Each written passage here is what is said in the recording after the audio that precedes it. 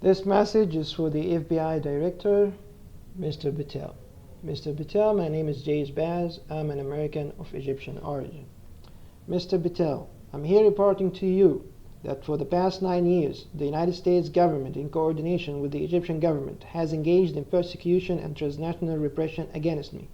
Mr. Patel, in 2016, I was extracted by marriage to a U.S. citizen only to be persecuted inside the United States.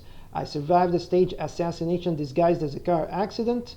I endured character assassinations and torture with sound waves both inside and outside the United States. Mr. Patel, the Egyptian government staged a second accident that broke my bones immediately after I filed a torture case with the United Nations. This was not random, it was retaliation. The Egyptian government is responsible for staging an accident that broke my bones to assassinate my character. I will say that in Arabic. الحكومة المصرية مسؤولة عن تلفيق حادث لكسر عظامي وتشويه سمعتي. Mr. Patel, I was tortured with sound waves in Sweden. I was blocked from asylum in England. I was smeared to the Qataris at Doha airport and to the Foreign Ministry of Qatar and denied entry. I was recently expelled from Norway. I was attacked in Egypt, and now, after seeking asylum in Canada, I'm facing deportation. These is no doubt that these are coordinated acts of transnational repression led by our government, the U.S. government.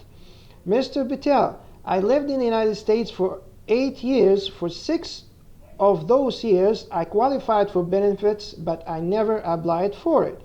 I paid the highest taxes in the year I worked cash because I reported all my income. The U.S. intelligence kept me unemployed and underemployed for years in order to pressure me into accepting a job that came as a benefit of a medical condition I don't have. I did not take the job, nor did I apply for benefits related to that medical condition when I became a citizen because the medical diagnosis is false. Mr. Patel, my file itself is a fraud. The U.S. intelligence extracted me to commit a hate crime and justify a budget. They later smeared me to the Qatari foreign minister that my long periods of unemployment and underemployment was a choice, not a targeted persecution by the U.S. government. It is America that taught me to catch fraud, and I catch fraud many times during my career as an auditor. Mr. Patel, it is only after my car was totaled, my bones broken, and I was fired from every job and completely obstructed from employment did I apply for benefits for the first time, living in the U.S. for 6 years in 2023. That was survivor with dignity and perseverance. It is America who made me poor. I was fired from my job by orders from the United States government. I was blocked from employment by orders from the United States government. I was isolated by orders from the United States government. It is for any American, no matter how rich he or she is, that when he visits Egypt or the United Arab Emirates, he or she will feel like they are in a movie, but it's not the opposite, Mr. Patel. Mr. Patel, I now ask you publicly, who gave the orders to stage my accident in the U.S. and try to kill me? Who gave the orders to torture me with sound waves in the United States and in Sweden? Who was the silent woman who attended my asylum interview in Sweden? Why did the FBI hang up on me when I reported torture in Stockholm? Who were the 2 American women who interviewed me in Liverpool? Who told the authorities at Doha airport that I converted to Christianity in America? Who was the black man who warned me I'm going to die in Brooklyn when on my way to school? Who were the men and women who stalked me on the Greyhound bus in Austin, Texas? Who was the man who stalked me on the bus and then appeared at my intake meeting in North Carolina? Who told the IRS not to change my name so I could practice tax accounting? Who told the LA, the Los Angeles DMV to issue me a state ID instead of a driver's license? And who smeared me to the authorities at Doha Airport, Atlanta Airport, in Stockholm, and in Toronto in Canada? Who smeared me to the Foreign Ministry of Qatar that I smoke weed when I don't smoke cigarettes? I have 7 years of bank accounts, bank statements, has 0 purchase transaction for cigarettes, Mr. Patel.